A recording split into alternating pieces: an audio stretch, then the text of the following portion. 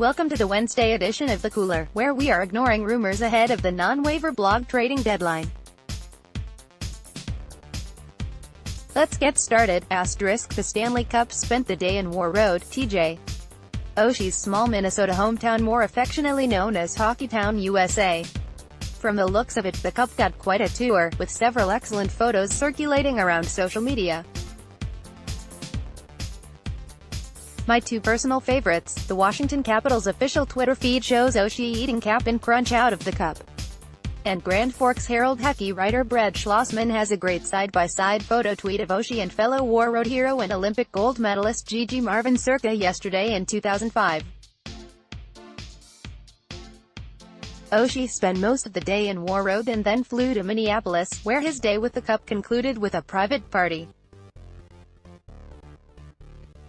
There, along with fellow Capitals Shane Gersich and Travis Boyd, some shenanigans ensued.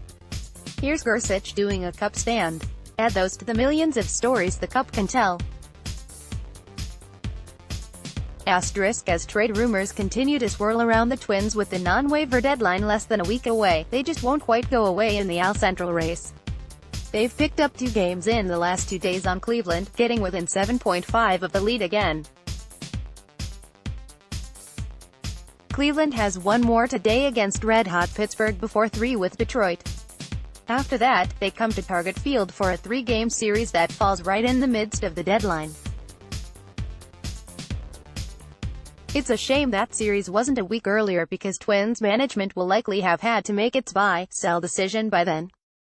DeMar DeRozan opened up to ESPN about the trade that sent him from Toronto to San Antonio, and there is some pretty revealing stuff in there.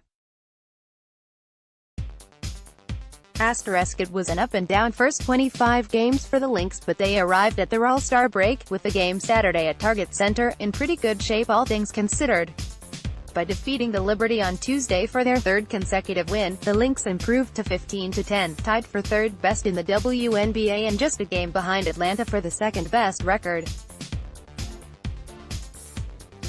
Those distinctions are important in the WNBA, where under the current playoff format teams are seeded 1 to 8 for the playoffs, with the top 2 seeds getting double byes in the nose.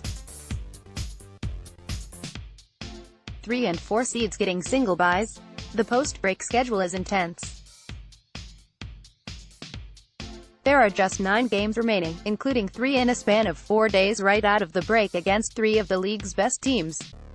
How the Lynx fare against Los Angeles, Seattle and Atlanta in that demanding stretch could determine their ultimate position. Michael Rand started Randball with hopes that he could convince the world to love jumpsuits as much as he does. So far, he's only succeeded in using the word redacted a lot. He welcomes suggestions, news tips, links of pure genius, and pictures of pets in Halloween costumes here, though he already knows he will regret that last part. Follow @Randball on Twitter. More from Randball. The Stanley Cup spent an interesting day in War Road, TJ. Oshie's small northern Minnesota hometown, more affectionately known as Hockeytown, USA. Former Timberwolves young star Kevin Love is still in Cleveland as kind of the last man standing, more or less ready to resume his role as the face of a rebuild. If Kirk Cousins can carry the Vikings sometimes and elevates his game with special plays, which Minnesota clearly believes he's capable of doing, the Vikings have a chance to win a Super Bowl. On average, Lynn's 18 starts in 9-inning games have lasted 3 hours, 18 minutes, 15 minutes longer than the rest of the Twins' 9-inning games this year. Cleveland just traded a top catching prospect for 2 relievers, including Chaska's Brad Hand. Does that remind fans of a certain deal that cost the Twins prospect turned All-Star Wilson Ramos?